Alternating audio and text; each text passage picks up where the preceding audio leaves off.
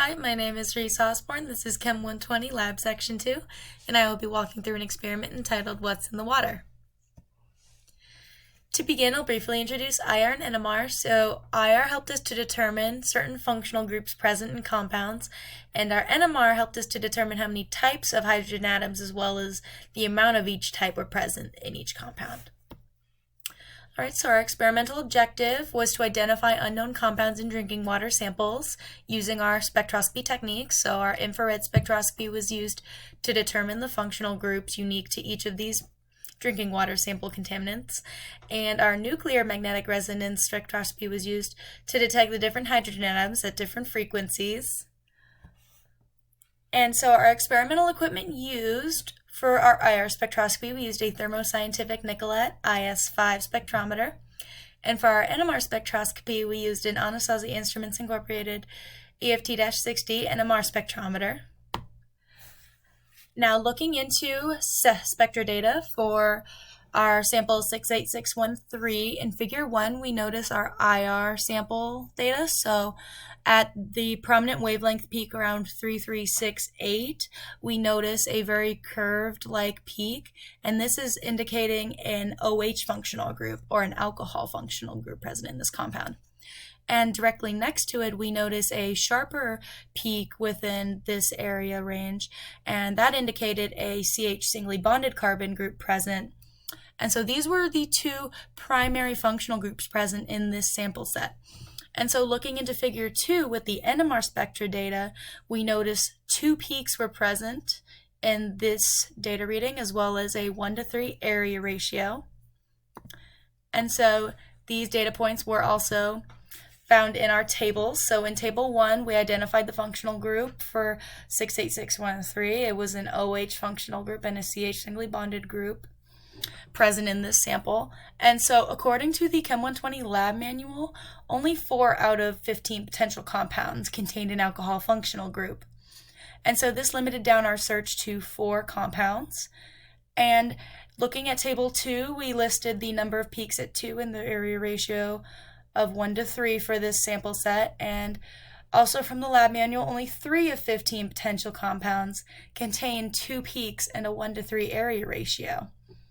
And so these 3 compounds were methanol, 1,2-dibromo-2-methylpropane, and mesitylene. And so in conjunction, only 1 compound contained an alcohol functional group as well as an area ratio of 1:3 with 2 peaks total. And this compound was listed as methanol, shown in table 3 under the expected compound section. Alright, so according to a website that detailed the Lewis structure of methanol, we can reconfirm our data from our IR and NMR spectroscopy shown, because we do see the alcohol functional group in this Lewis structure with the O and the H attached to the CH singly bonded carbon group present as well. And moving into just the general discussion of primary purposes for methanol and whether or not it's safe for drinking water.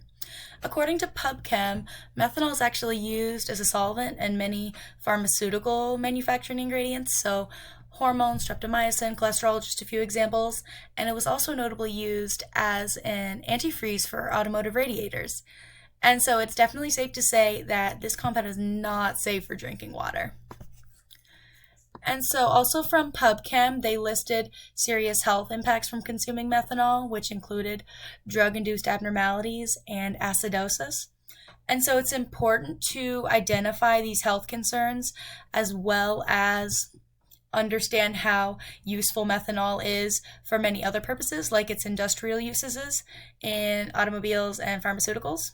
So although it's not safe to be consumed through drinking water, it is important to note its industrial prowess and just to keep it strictly sealed off for that purpose. Now for environmental concerns, PubChem actually had released a study relying on birth defects from methanol produced in the offspring of rats and mice. And so although methanol produces human health concerns, it's also important to note that it can also disrupt an environment or an ecosystem by implementing these birth defects onto organisms. And so, once more, it definitely needs to be a consigned and sealed chemical for its industrial use. In conclusion, the IR and NMR spectroscopy techniques had helped us to uncover the identities of 3 total compounds. However, today we uncovered the identity of 1 compound, and that was concluded to be methanol. And methanol was researched to be a compound used primarily for industrial usages, and it was deemed unsafe for the environment and for human health. And so, all in all, IR and NMR spectroscopy techniques are very important methods used to identify unsafe chemicals like methanol in our consumer goods, like drinking water. Here are my references, and I thank you for your time.